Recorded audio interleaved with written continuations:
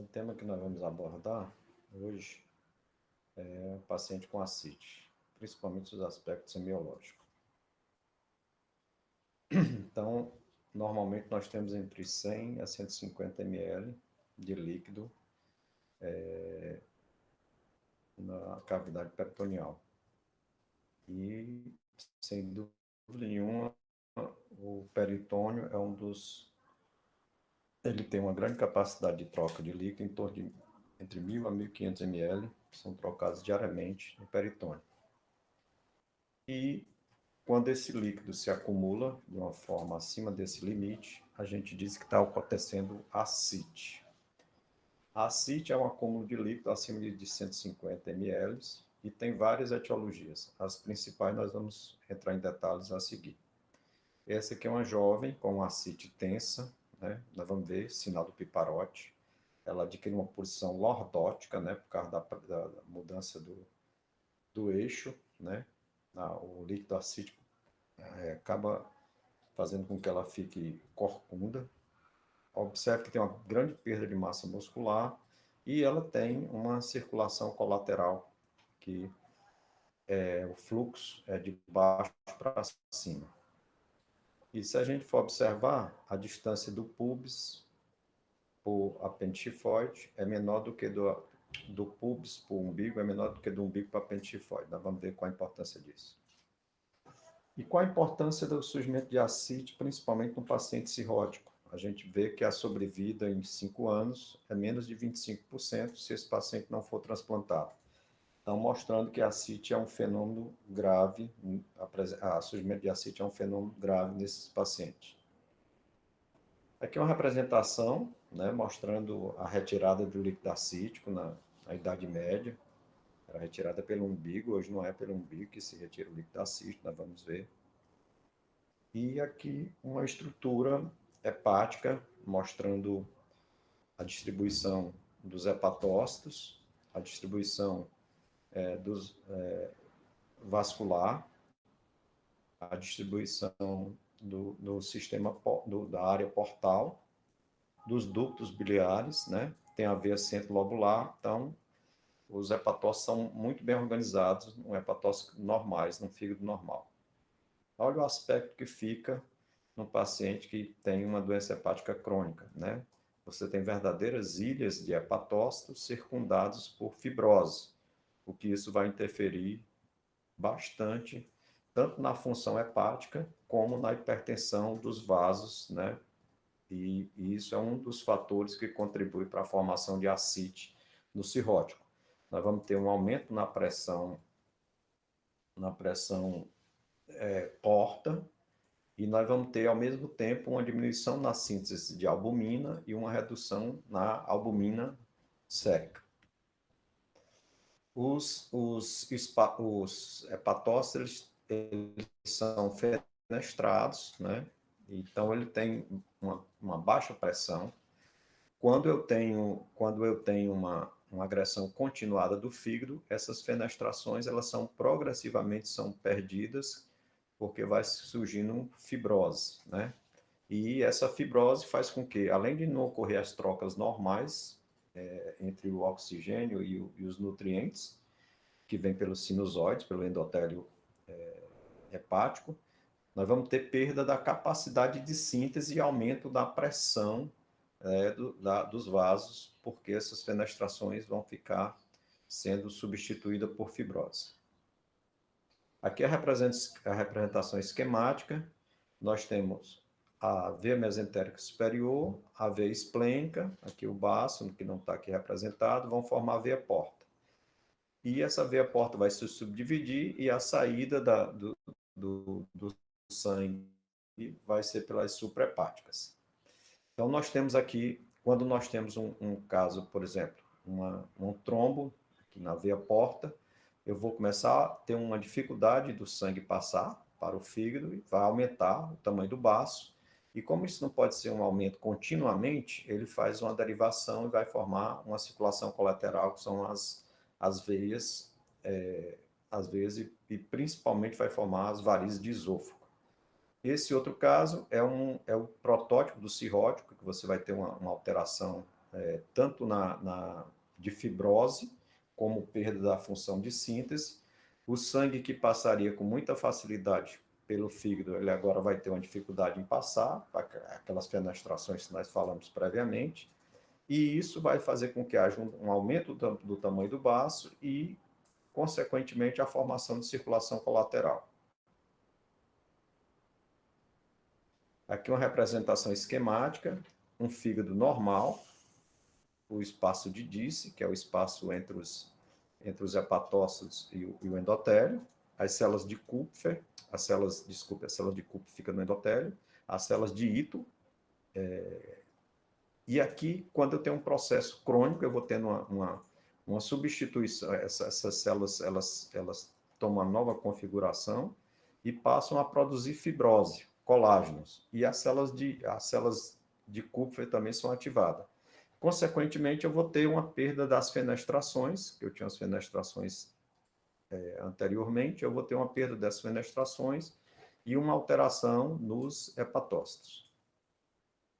Então, quais são as causas básicas de ascite? Basicamente, poderíamos dividir em 4 grupos.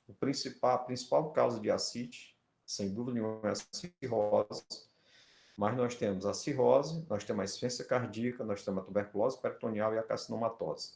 Então, 90% dos casos de ascite estão entre esses quatro grupos. Então, aqui é uma representação de como a ascite se desenvolve no paciente cirrótico. O que é que nós vamos ter?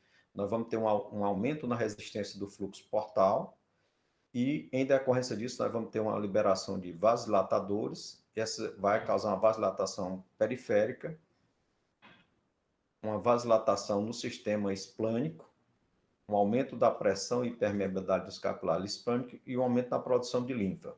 Por outro lado, essa vasodilatação periférica reduz o volume plasmático efetivo e há uma liberação de vários vasoconstrictores e hormônios poupadores de sódio, fazendo com que o rim passe a reter sal e água, aí contribui ainda mais para a expansão do volume plasmático,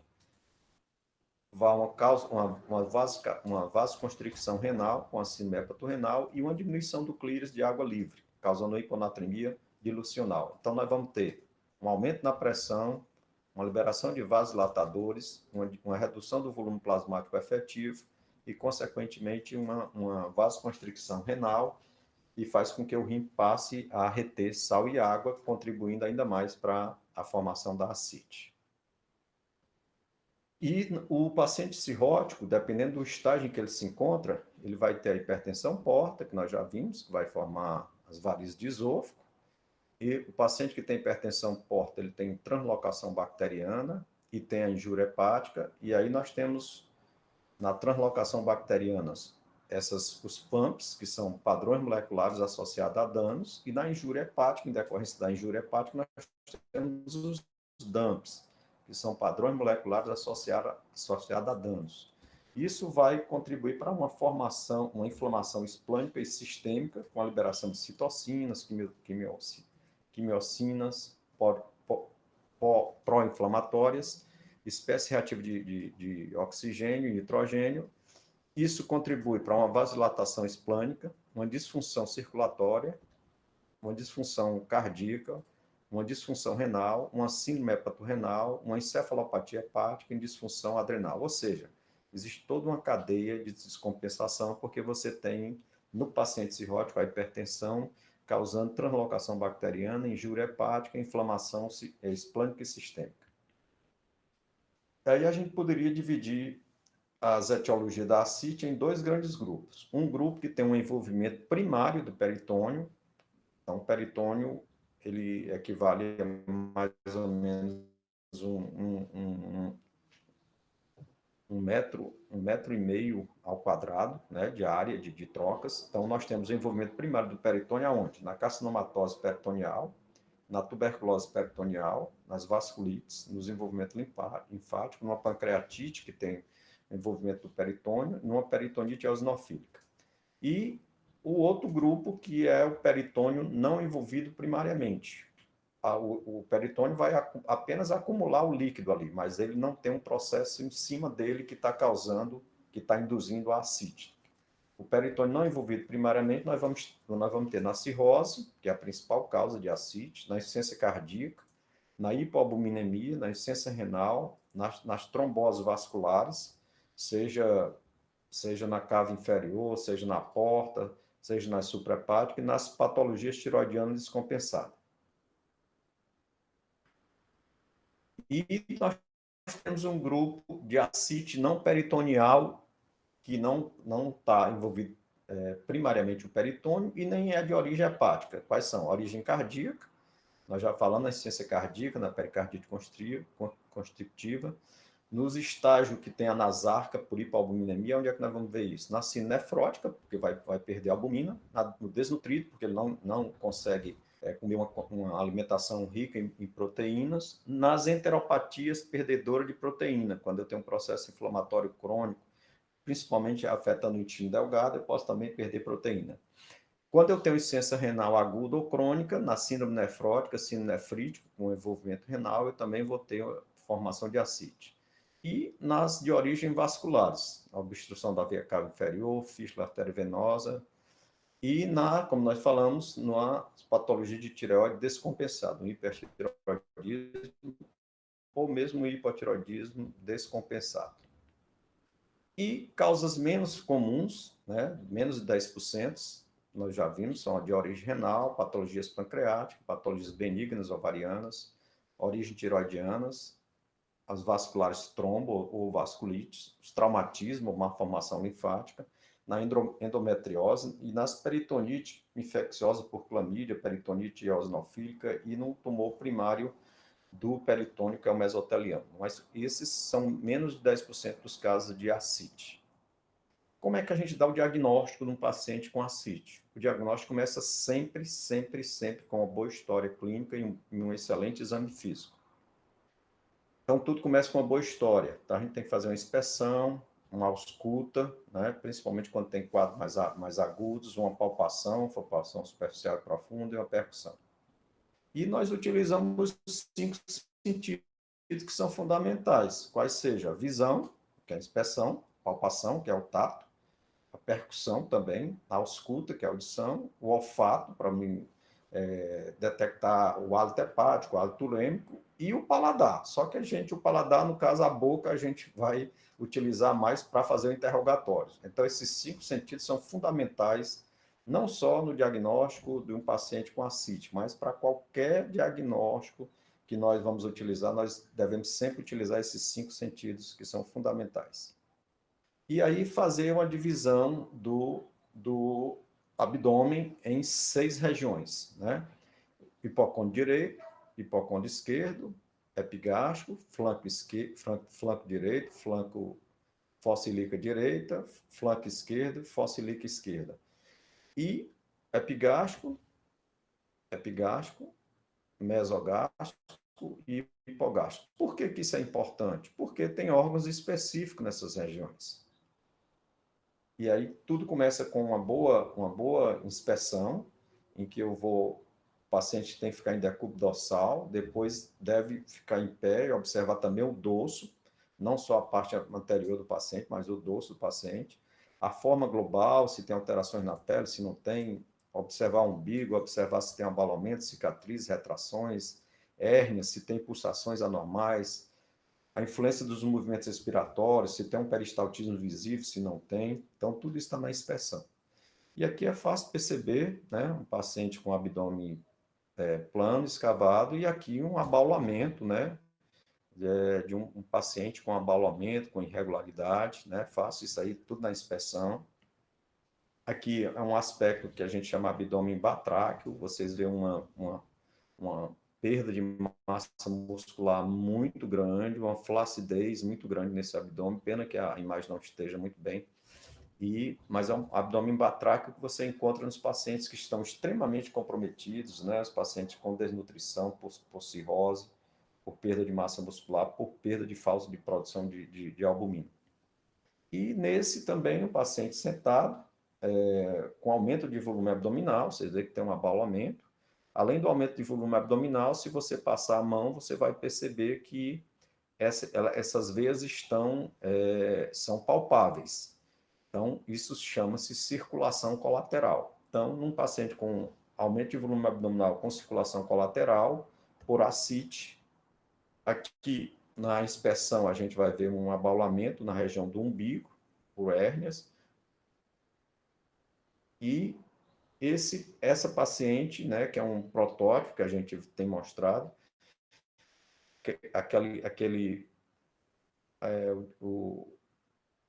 a relação entre a distância do pubis para o umbigo é menor do que a relação do umbigo para o apêndice tifoide, né, o que fala mais a favor de uma ascite. Né? Enquanto que num paciente que tem, se fosse gravidez, você teria o contrário, o útero vai empurrando, e à medida que vai empurrando, o umbigo vai ficando mais anteriorizado, e então essa distância vai ficar maior do que essa distância daqui para cá. Tem circulação colateral? Tem, né? Vocês estão vendo aqui, se vocês passarem a mão, vocês vão ver que ele é elevado. E a massa muscular, vocês têm uma perda importante de massa muscular. Por que essa perda importante de massa muscular? Porque tem a síntese hepática que está comprometida pela doença hepática crônica.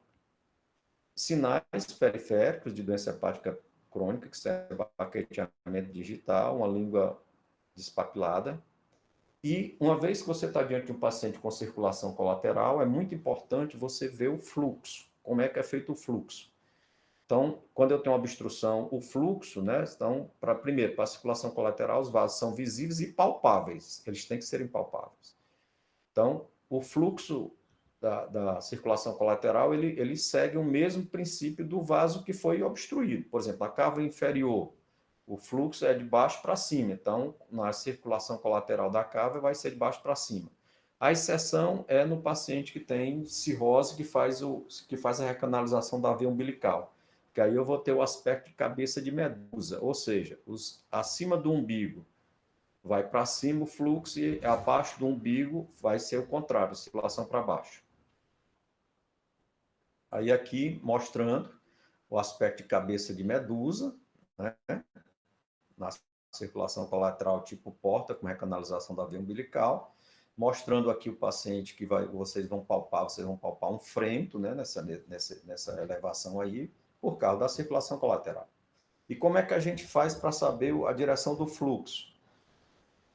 Os dois dedinhos, você seca o vaso, está aqui o vaso, está representado o vaso, você seca o vaso, solta embaixo e vê o tempo que ele leva para encher. Depois faz a mesma coisa, só que agora solta em cima e vê como é o fluxo, como é que é a direção do fluxo. Qual é que tem maior, enche mais precoce, se é de baixo para cima ou é de cima para baixo. Esse é um paciente de 45 anos com essa grande circulação colateral, vocês vão ver que tem um frento, vocês vão palpar, vocês vão perceber perfeitamente que estão elevados esses vasos. Tinha prova de função hepática normais, não tinha estigma de doença hepática e o fluxo era de baixo para cima. Se o fluxo é de baixo para cima, não tem nenhum sinal de doença hepática crônica, qual é o vaso descrito aí que é de baixo para cima? É uma obstrução da veia cava inferior.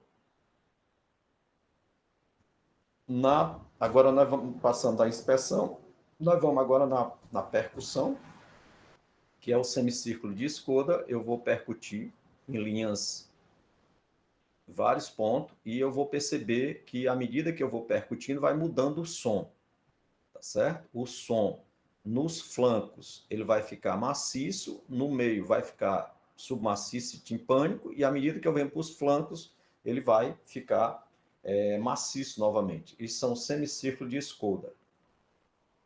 Outra manobra que a gente faz é a maciçez móvel, aqui fazendo o semicírculo de Skoda, eu vou percutir o paciente em decúbito dorsal, vou percutir, o que é que eu vou ver?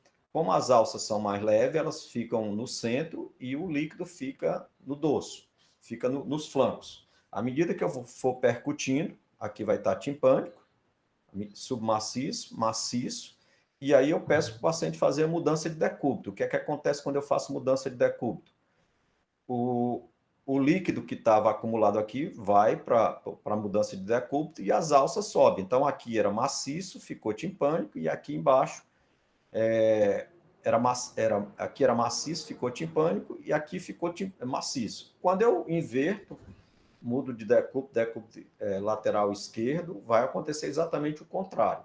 O que era maciço vai ficar timpânico, e o que era timpânico vai ficar maciço. E o outro manobra que eu faço é a manobra do piparote, que aí eu preciso ou o paciente botando a mão no umbigo, né, ou um aluno, ou um colega colocando a mão no meio, no umbigo, e eu faço a manobra de percutir, fazer pequenas ondas, e aí eu vou perceber também a onda indo de encontro à minha mão, que é o piparote, que é para massificar sítios mais volumosos. Então, a manobra de massa 6 móvel, geralmente ela detecta entre 500 a 300 ml, enquanto que o piparote acima de 300 a 5.000 ml.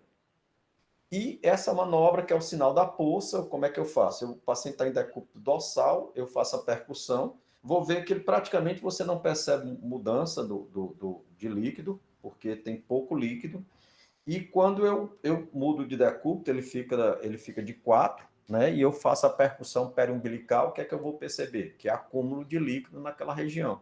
Então, isso é o chamado sinal da poça. Isso significa que eu tenho pouco líquido nesse paciente, uma pouca ascite.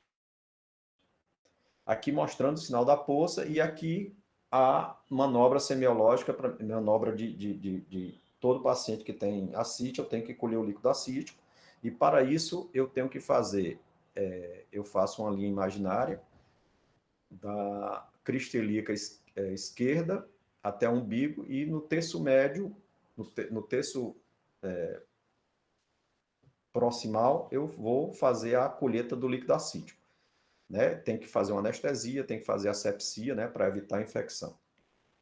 Então, a semiologia do paciente com ascite é uma inspeção, que eu vou observar, palpação, aí nós já vimos que o sinal da poça tem pouco, no paciente tem pouco líquido, a massa 6 móvel vai detectar entre 500 a 300 ml, o semicírculo de Skoda acima de 300, e o sinal do piparote, como nós vimos quando eu tenho ascite volumosa. Aqui mostrando mais uma vez a estrutura bem organizada de um fígado normal, e aqui uma destruição dessa estrutura e, consequentemente, da função hepática e dos vasos, com hipertensão. Olha o aspecto, o fígado é o maior órgão sólido, o peso normal do fígado varia entre 150 a 180, 1,5 kg a 1,8 kg. Olha o tamanho desse fígado, né? O padrão que ficou todo nodular, cabendo na mão, né? Um fígado que foi transplantado, era um paciente que teve foi necessário transplante, aqui mostrando o aspecto da ascite, né, no paciente com cirrose. E a etiologia, nós vamos ver que são etiologias diferentes, né? Nós temos várias etiologias que evoluem para a cirrose, né? Desde as hepatites pelo vírus B e C, quando não são detectados precocemente, o álcool, o esteatohepatite não alcoólica, que está relacionado com obesidade, com síndrome metabólica. Essa jovem era uma obstrução das veias suprahepáticas. Nós temos também doenças vasculares, né? A obstrução das veias suprahepáticas, que no caso dela é o síndrome de Budd-Chiari. Nós temos doenças autoimunes, como a hepatite autoimune, que pode evoluir para a cirrose se não for diagnosticada precocemente. Temos de doença de depósito, por exemplo, doença de Wills, que é um depósito de ferro, doença de Wills, que é um depósito de cobre, doença hemocromatose hereditária, que é um depósito de ferro, que pode, se não detectado e tratado precocemente, pode evoluir até uma cirrose. Aqui mostrando sinais outros de hepatopatia crônica, uma ascite volumosa, um outro achado da semiologia, que é o eritema palmar, né? É claro que o sinal da poça aqui não dá para fazer, porque tem líquido demais, né? O semicírculo de Skoda, sim, massa 6 móvel, sim, o piparote, provavelmente aí você vai encontrar mais o piparote, porque assim, massa 6 móvel, num ascite de grande volume, acima de 4, 5 litros, você não dá porque não tem para onde mobilizar esse líquido, né? E um dado interessante é que os pacientes com ascite de grande volume, que têm hipoalbuminemia, eles tendem a fazer um derrame pleural, principalmente na base direita. Por quê? Porque há pequenas fenestrações, né, que ocorre entre o diafragma, né? Entre o diafragma e a pleura, e por uma pressão negativa do tórax, você acaba fazendo ruptura dessas pequenas fenestrações e o líquido pleural é puxado, o líquido acítico em uma parte é puxado para a pleura à direita, principalmente. Aí era um paciente com um tumor volumoso, né? Não era ascite, era um tumor volumoso. Aqui é fácil ver, um paciente com abdômen plano, escavado, B, e aqui um paciente com ascite, com circulação colateral. O eritema palmar, aqui mostrando uma mão normal, aqui, aqui além do eritema palmar, contratura de duplo trem, são dados que falam a favor de doença hepática crônica. A icterícia, né, a cianose e pletória facial, que a pletória facial pode encontrar tanto em cardiopatias congênitas, como também na doença hepática crônica, e uma icterícia. Aqui mostrando aquele aspecto da obstrução das suprahepáticas, aqui a cava, aqui as 3 suprahepáticas e um trombo na veia suprahepática, que é o que essa jovenzinha tinha, né? Um trombo nas veias suprahepáticas. Isso, se for detectado precocemente, você tem retirada desse trombo e fazendo trombolíticos e fazendo anticoagulante, você consegue recuperar o fígado. Mas se não for detectado precocemente, vai havendo uma perda progressiva da função hepática. Esse é uma homenagem ao nosso grande mestre, Dr. Pessoa, que já nos deixou, mas deixou um grande legado da gente gostar de tratar bem os pacientes, ler, fotografar, pedir autorização para fotografar, e ele realmente foi um grande estímulo para a maioria dos médicos, a maioria dos professores, o Dr. Pessoa. Aqui o aspecto do líquido acítico, quando eu tenho um líquido, o aspecto do líquido no paciente que tem hepatopatia crônica é amarelo citrino, aqui uma acitiquilosa, parece um leite, né? E aqui um aspecto hemorrágico, seja por lesões neoplásicas, seja por trauma, né? Pode ser um trauma, ou por acidente de punção. Quando você vai puncionar, você pode pegar um vaso, mas quando você encontra um líquido hemorrágico que persiste hemorrágica, você tem que pensar mais em processos expansivos. Aqui mostrando a tríade de icterícia, colúria, que é a urina cor de Coca-Cola, e a aculia fecal, que pode acontecer nos pacientes que têm doença hepática crônica e nos pacientes que têm neoplasias obstruindo o colédoco. Lembrar que a gente tem que fazer um exame físico completo, a gente não pode apenas se limitar a fazer um exame do abdômen. Aqui, essa jovem, ela tinha um aumento de volume abdominal, ascite, né? Todo mundo pensando que era uma hepatite autoimune, né? Porque era uma jovem. Na verdade, ela tinha um fígado doloroso, a palpação, a borda romba, e tinha um refluxo hepatojugular. Ou seja, quando você palpava o fígado, aumentava ainda mais a distensão da jugular. Então, isso é patognomônico de não envolvimento hepático primário, mas sim uma congestão hepática em decorrência de uma insuficiência cardíaca congestiva com a turgência jugular bem clara. Outros dados semiológicos, que são aranhas vasculares, ginecomastia, fala a favor da doença crônica, e observe que aqui eu tenho um erisipela, que é um processo inflamatório na pele, e mostrando um possível caminho dessas bactérias que caem no líquido acítico, e realmente você pode ser um dos fatores de infecção desses pacientes. Um baqueteamento digital, olha o aspecto do pé desse paciente, olha o baqueteamento nas mãos, é aqui um aspecto normal para comparar, né? Outros sinais periféricos, né? Tem aranha vasculares, eritema palmar, aranha vasculares. É claro que esse paciente deve ter icterícia, possivelmente esse paciente tem ascite também, então são sinais que a gente tem que pesquisar. Será que tem frêmito? Claro que tem frêmito, porque eu tenho uma recanalização na veia umbilical e um vaso. Isso aqui é um vaso, na verdade é um vaso, né? Uma recanalização da veia umbilical por causa de hipertensão porta e circulação colateral.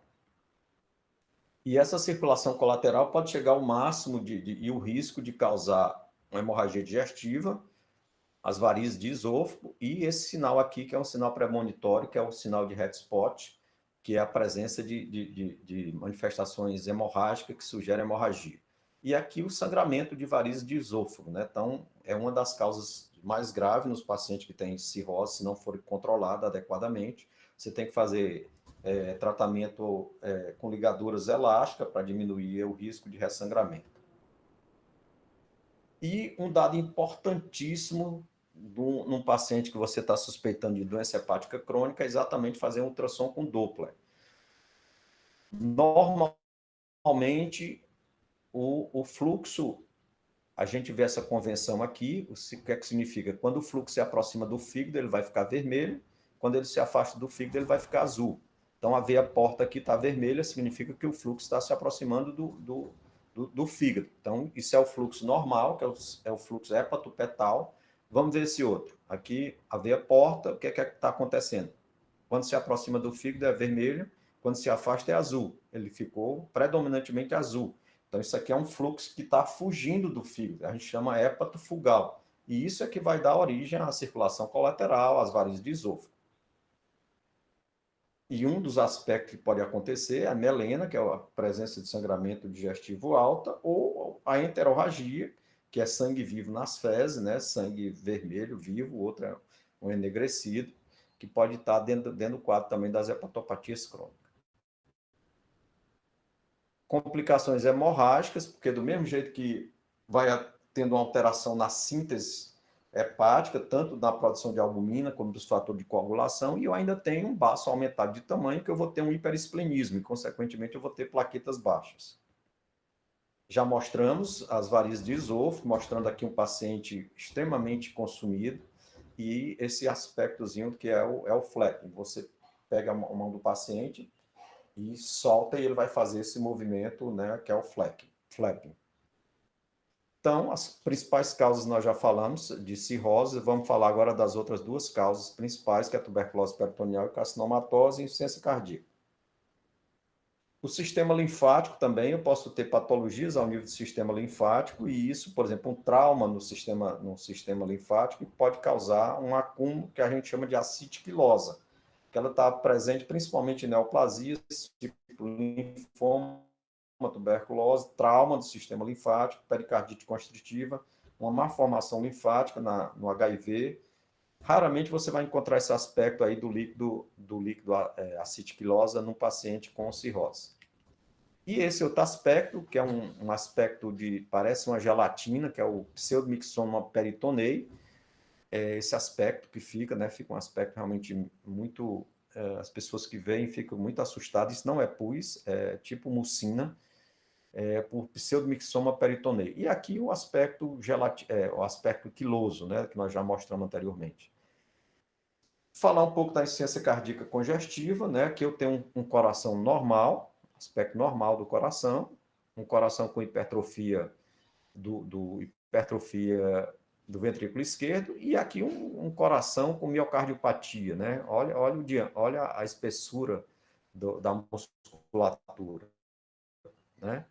Então, na insuficiência cardíaca congestiva, eu tenho turgência jugular, pulsátil bilateral, tenho pulso hepático, tenho refluxo hepatojugular, tenho ascite com edema de membros inferiores.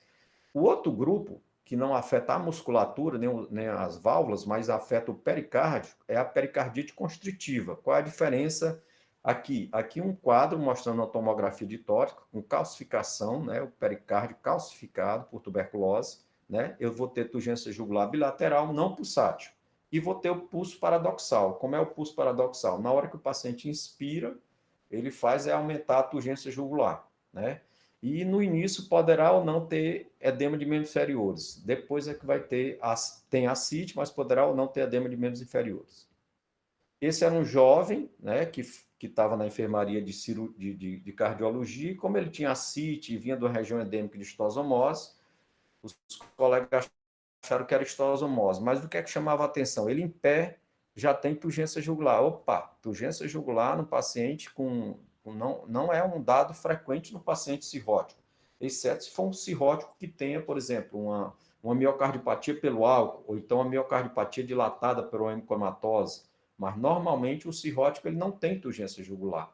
E aí o que é que chamava atenção? No perfil, aqui uma radiografia simples já mostrava calcificação do pericárdio.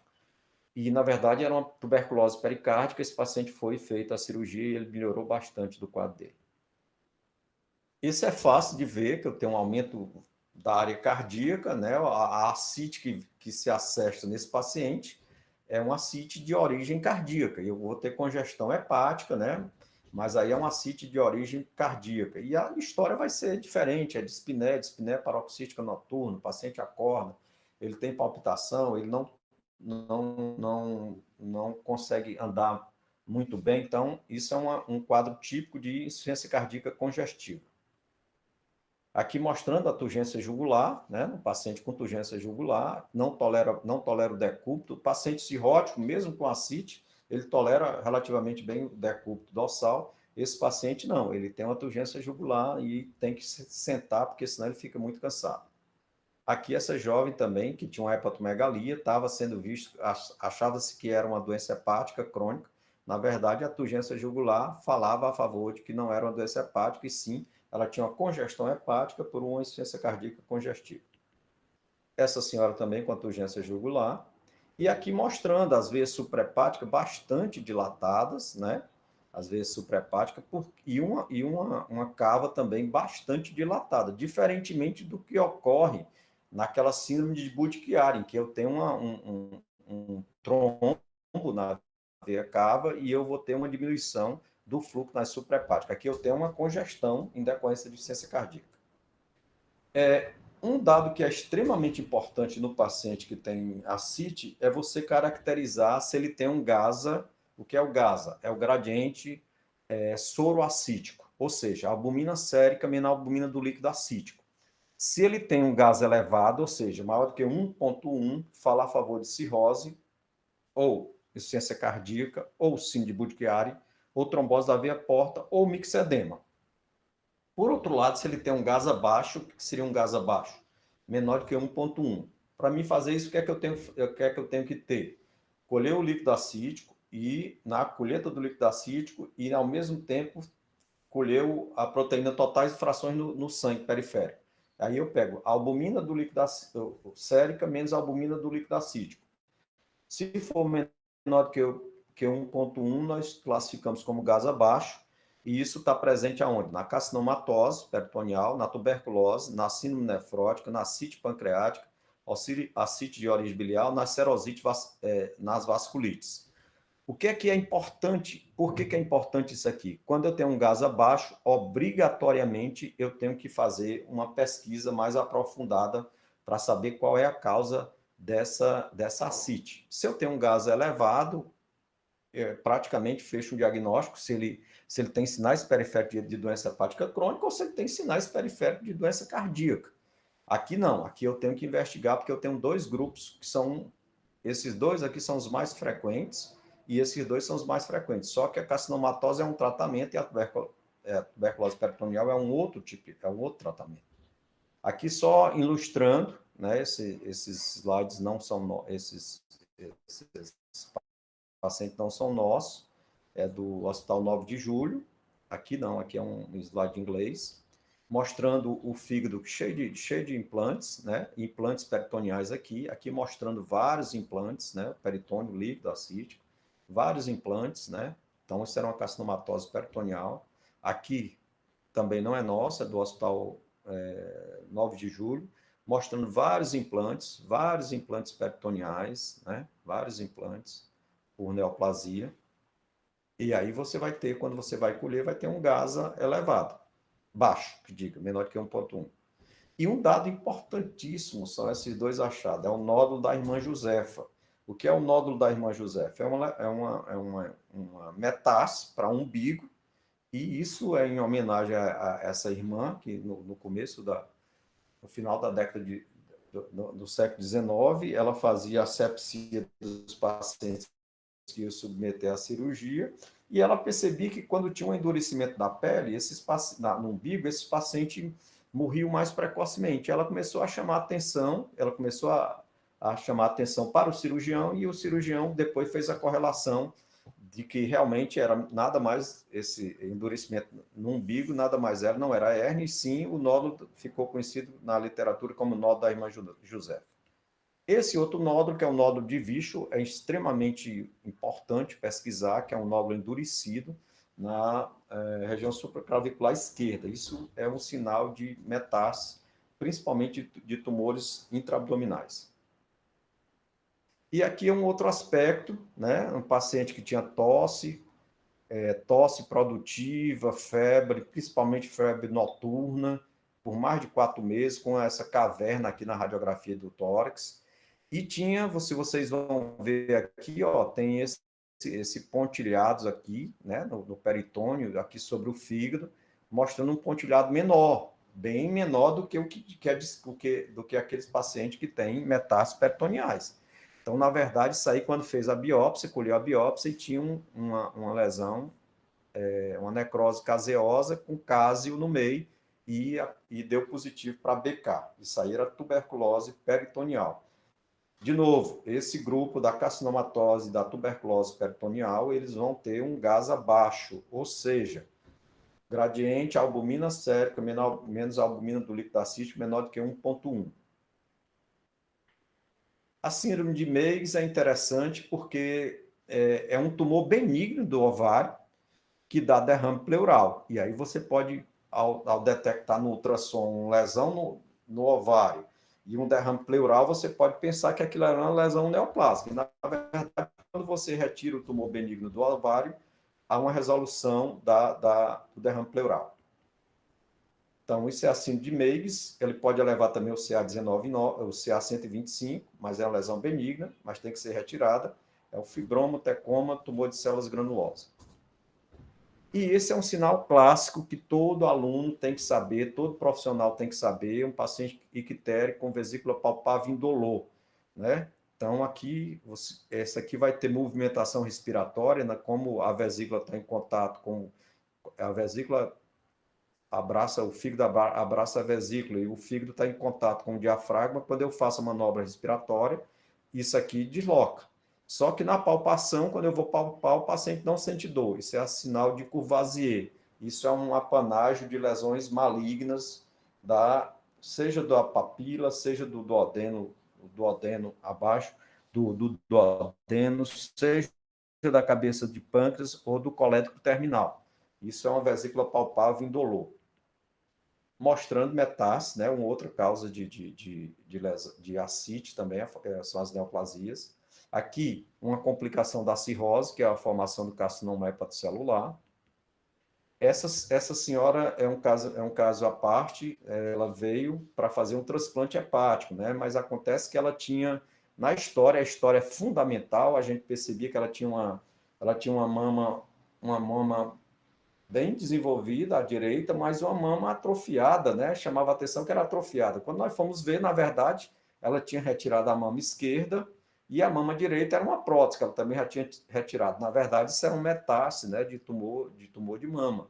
Então, é um paciente que não pode submeter ao transplante hepático, né? Esse outro era um jovem novo, né, que tinha esse abaulamento, né, um abaulamento no abaulamento, desculpe, tinha esse abaulamento, e o que é que ele tinha de fígado normal? A única parte de fígado normal é essa aqui. O restante disso aqui tudo era metástase de um tumor da suprarrenal, né? Então, é um paciente que infelizmente foi ao óbito, né? Um paciente que demorou para o diagnóstico, uma lesão extensa na suprarrenal, calcificada, e veio também para fazer um transplante, quer dizer, é impossível fazer um transplante com metástase tumorais, né? Metástase de lesão que não seja do próprio fígado. Esse é um caso, outra causa, então nós já vimos cirrose, insuficiência cardíaca, tuberculose peritoneal, carcinomatose, e agora nós vamos ver os casos menos frequentes. Olha essa jovem aqui, o aspecto dela, né, 18 meses após de tratamento, olha como é o aspecto que ela ficou. Ela tinha mixedema, tinha um hipotiroidismo severo, e 18 meses após o uso de reposição de hormônio tiroidiano, olha como é que ela se encontra, né? E diminuiu também a CIT, e tinha um mixedema aqui. Esse outro caso é o oposto, que é um paciente que tem exoftalmia, olha os olhos, como é que fica, né? Uma tireoide extremamente aumentada, né, de tamanho, tinha um mixedema, que não é depressivo, como ocorre isso aqui. Aqui eu tenho o cacifo, né, que eu vou encontrar isso aqui em pacientes que têm insuficiência cardíaca, desnutrição, insuficiência renal, cirrótico. Esse mixedema aqui, esse aqui não é endurecido, ele não deprime. E esse outro quadro, que é um quadro clássico, né, que é o paciente que tem um edema peripalpebral, tem um cacife importante, tem essa urina espumosa, né? Isso não é cerveja, isso é uma urina espumosa, e esse aspecto é um aspecto da síndrome nefrótica, né? Também tem que ser investigado, porque causa hipobilinemia e pode causar ascite também. Aqui só para mostrar aumento de volume abdominal, turgência jugular e uma área cardíaca extremamente dilatada. E aqui para mostrar a hepatimetria normal varia de 10 a 14 centímetros. E aqui eu tenho o dobro, né? Esse paciente tinha 29 centímetros, quer dizer, o dobro do tamanho do fígado. E lembrar que nem tudo que aumenta o volume abdominal é ascite. Eu tenho o 5F, que é fluido, que é ascite, fezes, fat, que é gordura, flatus, que é A, feto, que é gravidez, e tumor. Então, eu tenho 5F. Nós falamos de vários Fs. Nós falamos de tumor, nós falamos dos fluidos, que é ascite, mas nós vamos agora falar do tumor. Essa jovenzinha, por exemplo, ela tinha esse aspecto aqui, ela tinha esse enorme cisto aqui, né? Tinha mais de 15 litros. Você imagina se ela rompe esse cisto, se ela rompe, ela morreria. E no interior dela, ela era tida como, mesmo não sendo, né, mesmo não sendo casada, ela estava dizendo que o pessoal estava dizendo que ela estava grávida, mas parece mesmo, né? Ó, aqui. Na verdade, era um cisto, um volumoso cisto ovariano. Foi retirado, ela só aí ela perdeu quase 15 quilos, porque era um cisto enorme. Então, nós vamos ver as outras causas de aumento do volume abdominal. Aqui, mostrando, olha aqui a quantidade de fezes, né? Que aumenta também o volume abdominal, só que aqui eu não vou ter maciez móvel, eu tenho o contrário, eu tenho uma distensão, né? E aí, bastante fezes, né? Que é uma das causas de aumento de volume abdominal. Aqui, mostrando o aspecto, né? Uma distensão abdominal. Olha o aspecto cirúrgico desse grande megacolo. E tem o sinal de Gerson-Nir. Como é o sinal do Gerson-Nir? Você palpa o sigmoide, que é o local onde você, teoricamente, teria mais acúmulo de fezes, e fica como se fosse aquela massinha que a gente, quando criança, a gente fica aquelas polpas digitais ali, como se fosse uma massinha. E quando você retira, faz uma crepitaçãozinha. Então, isso é o sinal de Gerson-Nir. Aqui, obesidade, que também aumenta o volume abdominal, mas é por obesidade, não é por líquido. Aqui, uma obstrução intestinal, que aqui é gases, né? Flatos, no caso, você vai ter uma obstrução do intestino delgado, uma obstrução do intestino grosso, não é líquido, aumenta por gases.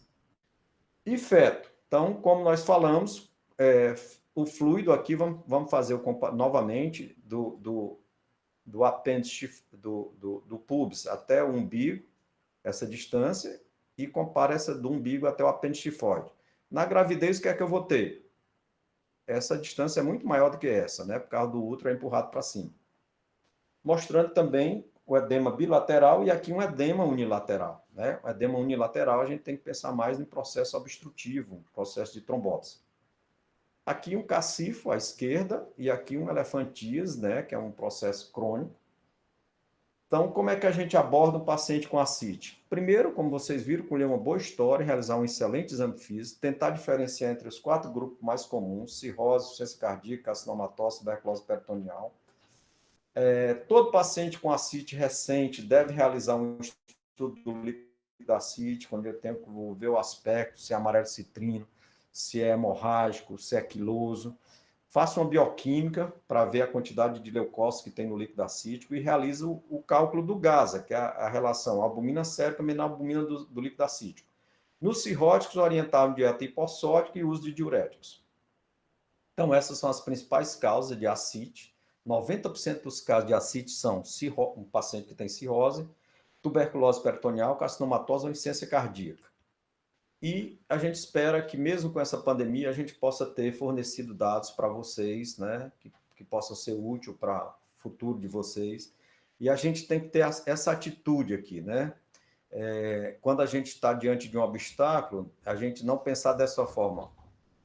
Uma pedra no caminho, né? Esse aqui pensa que tem uma pedra no caminho. Esse outro, um otimista diz, opa, uma ponte. Então ele vê a pedra não como uma pedra no caminho, mas sim como uma ponte para ir para o outro lado. Eu espero que vocês tenham mais essa visão aqui, né? Que é muito importante para a vida de vocês e vai ser muito importante também para que vocês possam exercer a profissão de vocês e ajudar os pacientes que eu os procuro. Era isso que eu tinha a falar para vocês. Muito obrigado.